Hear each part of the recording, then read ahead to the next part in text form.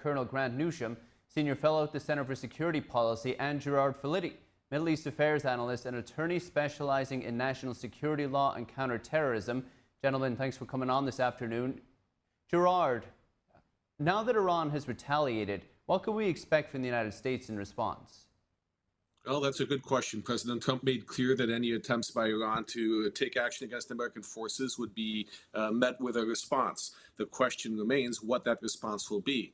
Now, it's interesting to note that Iran gave warning to the United States, essentially, that these attacks would happen. It limited the number of missiles and rockets that it used, and this might be seen as an attempt to send a message to the United States that it's not looking to escalate the conflict, but rather to respond in a way that sends the message domestically that it is doing what it needs to do, but to counter American strikes, but not expand the war. So President Trump now has an opportunity. He has two choices. He can either respond in kind, for example, by eliminating the rocket launch sites that were involved in these attacks and military assets in Iran that were involved in these attacks, or he can take this as a sign that Iran might be willing to negotiate and enter some sort of talks to resolve the crisis. That remains to be seen, and we know that President Trump was in a meeting, and we will hear, I'm sure, from the administration soon. Grant, what are you anticipating? I think the Trump administration will give the Iranians a little bit of time to sort of come to the table in a very sort of engaging mode where they want to cut a deal, and that's obvious. If they don't, I would expect to have some military response to this. I think our tradition so far has been to just sit and take it. When the Iranians do something, think, oh, they're just posturing. Well, this administration, I believe, knows that if they just sit and take it, that they have no hope of the Iranians actually doing what we want them to do, and which was the intention of the original attack here. So I would expect a military response to this. Grant, Qatar has condemned the attack on the airbase and said it successfully intercepted the missiles. How are you reading this attack from Iran? Oh, if we stop the missiles, it's not all surprising. We've gotten pretty good at it. It appears we'd taken a lot of the hardware, the planes out of the airfield. So that doesn't surprise me that we actually stopped it. But at the same time, it's unwise to just consider this as just messaging. I did mention I expect a military response to this, but also one option, of course, is to really start putting on crushing sanctions on Iran, similar to the maximum pressure campaign in the first Trump administration. And that ultimately is a step that I think is going to have to be taken in order to get Iran to sort of change its ways. It's been 45 years, and we've tried the same processes, and none of them have worked. Finally, we're trying something different. So this administration, I think, has some idea of what has worked and what hasn't worked. So I would expect a forceful response, one way or the other. Gerard, are you anticipating sanctions? Well, I think that the sanctions can be expected to be increased to maximum pressure. I entirely agree that that's expected and beneficial. However, we have seen that Iran has gotten very good over the years at flouting sanctions, and that alone has not brought it into compliance with the norms of the international community. I think that what we have seen from the last 3 years especially is that Iran, quite frankly, doesn't care about the pressure that it's under. It will continue developing its nuclear weapons program. It will continue trying to develop ballistic missiles and other technologies to confront the United States, Israel, and the rest of the world, and that absent a regime change or some other substantial change within Iran, this is likely to all be just delaying the problem, kicking the can down the line for later in the Trump administration or for the next administration. I think that if President Trump does see this for what it is, there will be the impetus to respond more vigorously militarily. However, let's not forget that there's also significant domestic pressure within the United States, even within the Republican Party, that opposes these so-called forever wars, sometimes forgetting that it's because of Iran that we have these forever wars. Grant, Fox News is reporting that the Pentagon isn't aware of any American casualties at this time either. How soon might we hear from the administration on any potential casualties or perhaps damage? Oh, I think we'll hear about that quickly. The fact that we didn't have any casualties, though, of course, is not really a sort of a mark of success. It just means we didn't have any casualties. It does mean the Iranians were free to do whatever they wanted in response. So one shouldn't make too much of that. Keep in mind the Iranians attacked U.S. forces over 300 times in the region during the Biden administration, and the administration's response to that was nothing. So, as noted earlier in some other interviews, the fact that this attack on Iranian nuclear sites was successful really is not the end of anything. It's simply the beginning of a series of steps that we're going to have to take, and the civilized world is going to have to take if it is going to eliminate this threat that Iran has posed to the world for the last 46 years. Gerard, how about the United States allies, perhaps in Europe or around the world? How do you think they're viewing this latest escalation? I think we're hearing how they're viewing it. We've seen that Germany has been very supportive of American action. We know that, well, I think at least it's being reported that Britain, France, and Germany all have their forces on higher alert in the area, in the intent to cooperate or assist the United States if it becomes necessary to do so, which for now it has not been. I think that our alliances remain strong. That has not been affected by this conflict. If anything, it is showing the world that since Donald Trump is committed to acting on what he says is vital American national security interests, that sends a message to our allies that they need to step up and uphold their alliances. So we expect to see this military cooperation, if necessary, with France, with the United Kingdom, with Germany, and with other nations. That is something that is unbroken and has not been broken by many attempts by Iran to do so. Grant, the president floated the idea of regime change in a post over the weekend. Obviously, the United States perhaps anticipated Iran would retaliate to their attack on their nuclear sites over the weekend. How interested in regime change is the current administration? Well, I think nobody wants to talk about it much publicly, although Mr. Trump, as usual, is saying what everybody else is thinking. If you want to transform Iran, I don't think the current people that are in power are going to be the ones to do it. Ultimately, it is going to require sort of a different set of people in Iran running the show. As I said, you've got 45 years and nearly half a century of empirical evidence to suggest how able or willing they are to change. And I don't think there's much evidence of that. So it is going to require, ultimately, Iran, probably with some help from outside, the Iranian people, with some help from outside to sort of make the change here. And this is not impossible at all. You know, one does recall the Green Revolution back in 2009, 2010, when Iranians were in the streets protesting an obviously stolen election. And they had some momentum to it. At that time, maybe with a little even verbal push from the United States, it might have had some success. Instead, we said nothing. The Obama administration said nothing. And you even had one prominent foreign affairs official, I won't say his name because he recently passed on, saying that Iran was in fact a democracy. So we had our chance and we didn't take it, but also the Iranian people themselves to suggest that the best they can do, the best they want is this current regime. I think that's a bit much. So regime change ultimately is going to be necessary, in my opinion. But as I said, nobody much wants to talk about it. But if we want to get the results we expect, that's going to be needed. Gerard, some people have raised the comparison with the United States entering Iraq and have said that they're not interested in this type of foreign intervention by the United States anymore. We also have people within the Trump administration who have from the beginning said that they would rather focus American efforts on the Asia-Pacific region to counter China's expansion there. Could a type of regime change campaign from the Trump administration perhaps become prolonged and distract from other priorities that the administration may have already had?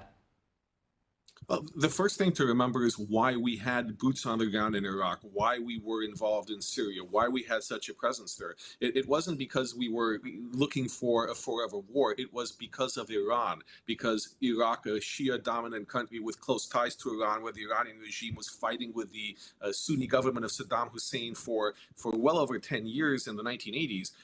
We wanted to make sure that Iran didn't simply walk in and annex Iraq. Same with Syria. We wanted to keep Iran at bay. This is why we had so many casualties. This is why we expended so much effort in Iraq and Syria and in other countries in the Middle East to prevent Iran from just taking over more and more real estate and enslaving more and more people with radical ideology and causing more death and destruction. So ultimately, if we're looking at a regime change in Iran, whether we're not looking at a prolonged conflict, we're not looking at a forever war, we are looking at the end of these destabilizing wars in the Middle East, because essentially we would be taking on, or we would be helping the Iranian people take down the regime that's been responsible for all of this. Now, can America do that and be occupied or focused on Asia? Absolutely. It's balancing resources, it's balancing priorities. And again, it's committing to the people of Iran that we will help them if they help themselves. It's not pledging U.S. soldiers to go in and remove the current government of Iran. Grant, we've been speaking with yourself and Gerard about the Middle East now for a number of years, beginning with the Hamas's attack on Israel. Now, after this attack today by Iran, we see Qatar coming out and saying they condemn the attack and they reserve their own right to retaliate, adding to what is already a tinderbox in the Middle East. How do you see Iran's neighbors responding to this, and what does it mean for the Middle East more broadly?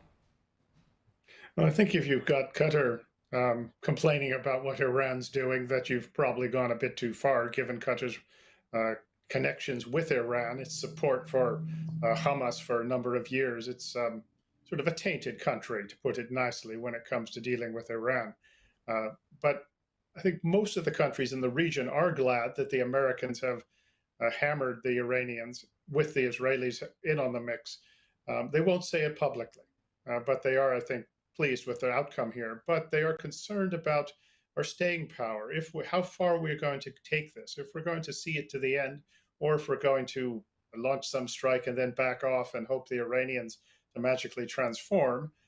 So they're going to be a little bit careful about coming out publicly, but there's a lot of support in this region for getting rid of this sort of Islamic extremism coming out of Iran. And if it's played right diplomatically by the United States, the Europeans as well, who need to get on board, and that includes Spain in particular, that there is some grounds for sort of moving ahead effectively here. And I think you will find most of the nations in the region don't mind Iran being sort of transformed into a better sort of country. Gerard, how about Iran's allies in China and Russia? How are they going to look at this type of escalation? How are they going to respond? These are alliances of interest, not alliances of state. When you look at Russia, they have their hands more than full with Ukraine. They have been shown to be almost as much of a paper tiger as Iran has been. They use Iran as a foil to American interests. So does China. China's interests are economic. They need Iranian oil. They need to supply of it for their economy, which is not in good shape.